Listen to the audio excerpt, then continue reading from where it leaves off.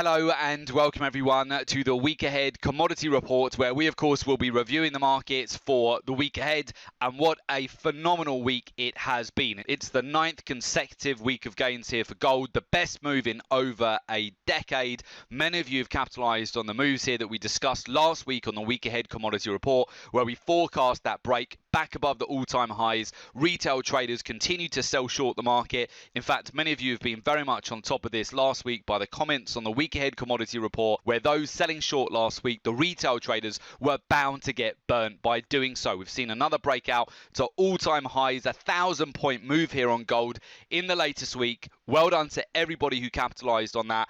Personally, it's been an amazing week for us at the Gold and Silver Club, banking over 3,000 points across gold, silver, platinum and palladium. All of those trade setups that we discussed with you last week played out. We had huge moves here, locked in profits ahead of non-farm payrolls, and now we've seen a dip lower, which could potentially now set up again nicely for more opportunities as we go into next week. So as you know, silver now just tapped below $30 per ounce last week, and we've seen gold prices break out above $2,000 per ounce. So with that, what can we look at here going into a fresh week? Well, gold closed at $2,034.48 into the close here on Friday. So we did see that significant push higher over Monday, Tuesday, Wednesday and Thursday. That usual pullback actually that you get at the beginning of the week, the counterflow, which is very common, which fakes out a lot of traders who start to build into their sell short positions. Those sellers believing that the top was at $1,985 per ounce. Of course, we were positioning ourselves to buy on every single dip there and then capitalize on the breakout above all-time highs, where gold has essentially gone parabolic there, broken out over 1,000 points in a week, which of course those of you that watched our report have also been able to capitalize on as well. So what we're looking at here in terms of the price action going into next week will be quite important to keep a very close eye on the dollar. So if we have a look at the dollar now has formed a triple low. It keeps getting supported at the 92.50 zone.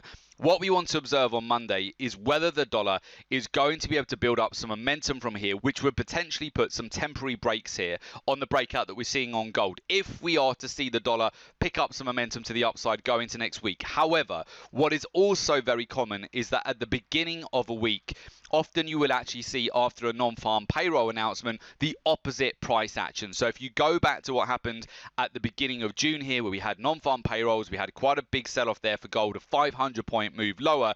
Gold essentially from that point onwards, the following week, continued to rally. That ended up being the low at $1,670 per ounce. The subsequent week, gold completely recovered. In fact, it didn't even sell off any further at all on the Monday. It just continued to retrace higher, and it managed to pair all of the losses and then essentially break out back above the swing highs and then take out the all-time highs eventually there. So what I want to observe here going into next week is whether gold is going to just retrace the move from Friday. So this is often the case. The levels that I would look at, so I would essentially put the range on gold right now, 2015. So this was the level that got tested on non-farm payrolls, and then of course you've got the recent swing highs here. They reside at 2075. Now my opinion is that the lower end of this range will be a great area to look for buying evidence, another channel which you can very clearly just add to your chart. So next week, if we do get a retest back towards 2015 and that gets well supported, it will very likely be a great opportunity to buy that dip, especially if we see that usual counterflow at the start of the week. If we get any dips on Monday or Tuesday, we come back to that zone and we see gold get an immediate bid. And what's been quite interesting last week as well is that we've had some days where the euro has sold off and the dollar has picked up momentum, but gold strength has still been really strong, enabling it to break out to all-time highs. So it doesn't necessarily mean that if the dollar continues to break out next week that gold will definitely sell off. Gold may just churn and consolidate some of these gains. So I would look at the levels of 2015 up towards the swing highs of 2075, the potential for a consolidation, buy opportunities on dips at the beginning of the week, and then essentially my expectation will be that we will come back up for a retest back towards 2075, and with that, if we can build up some pressure, we can then take that level out and then head towards 2100 essentially here on gold. So that's really what I'm looking at going to next week. Now bear in mind that we have a lot of positions that we've been building now for gold, for silver, for platinum and palladium, where these trades are completely protected. So we are taking advantage of any additional upside here is a big bonus. And if we do get additional pullbacks going into next week, we would look to reload as well, as long as we saw buying evidence. Okay, so we need to see that buying evidence, but you can very cleanly see again, where gold is getting a bid on every single retracement. And often it can be the case that after a non-farm payrolls where you have had some profit taking here on gold, that we can just full on retrace the move, go into the following week, and then have another reattempt to break back above the swing highs. Then moving over to silver. So our position on silver right now is coming in at 23.50. So we are up significantly on this trade at the moment. You can see we've had a retrace here on Friday, but really nothing of a big magnitude here compared to the moves that we've seen over the latest week. So silver is still up over 18% for the month. It's up 15% so far for the last week here. And we can see the pullback that we've had on non-farm payrolls, which is to be expected on profit taking. We've also come very close to that Goldman Sachs target of $30 per ounce. Same thing here really with silver. You've got a very steep upward trending channel at the moment. We could come back for a retest back towards the lower end of that channel, but if it gets well supported and there's buying evidence, this is where it will likely offer an opportunity to reload here. Now, we have enough positions in silver right now where we're fully stacked on this long position, but what I'm more interested in right now is a couple of the other metals. One of those is palladium, which we banked 1,000 points on last week. So we identified that trade setup with you on the last week's week ahead commodity report. So well done again to everybody who capitalized on that move. It was over 1,000 point move in our direction with bank profits here, protected the trade.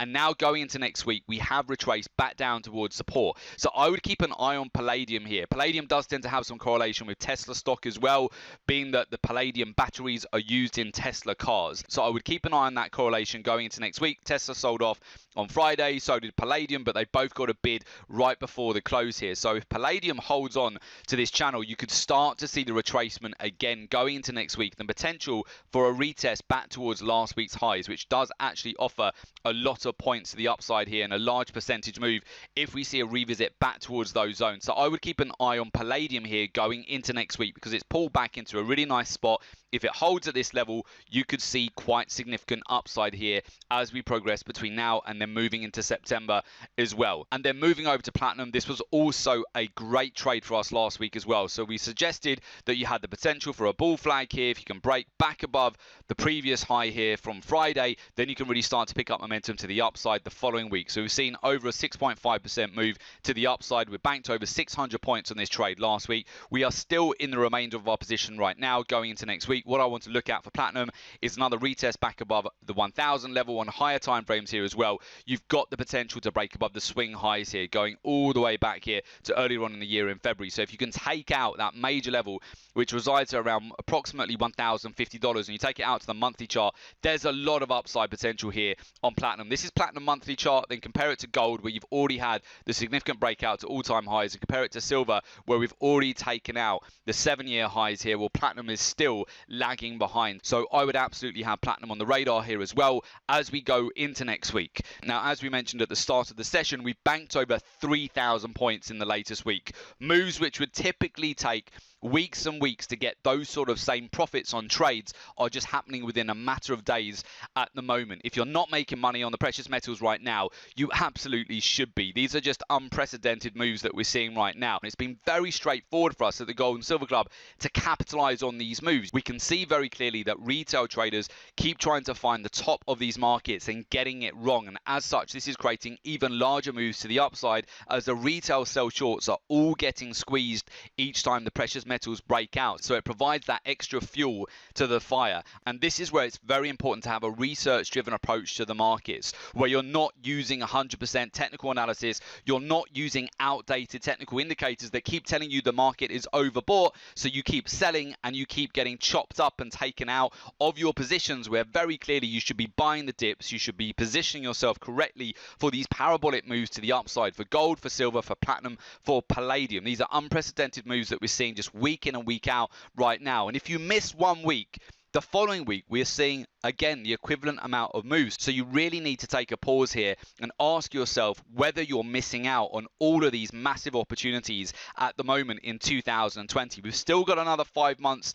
left of the year. Are you just going to continue to miss out on the bull market that we're seeing at the moment? Some of the projections out there that have been put out by different banks are much higher than the current prices. I'll give you an example. Goldman Sachs are projecting that gold goes to 2,300 and currently the price is at 2,034 US dollars per ounce. Now, you might think that's quite a large target for gold, but silver When we covered this in detail, silver was still trading at $23 per ounce when Goldman Sachs put out their $30 per ounce target. We've been in the move here from $23.50, and on Friday we came just below $30 per ounce. Silver went parabolic. We are seeing unprecedented levels of additional stimulus, quantitative easing right now around the world via different central banks, which is providing a perfect opportunity for you to trade this volatility in the markets, learn a research-driven approach, and join a community of successful traders. If you would like to find out more and become a member of the Gold and Silver Club, there is an opportunity for you to do so.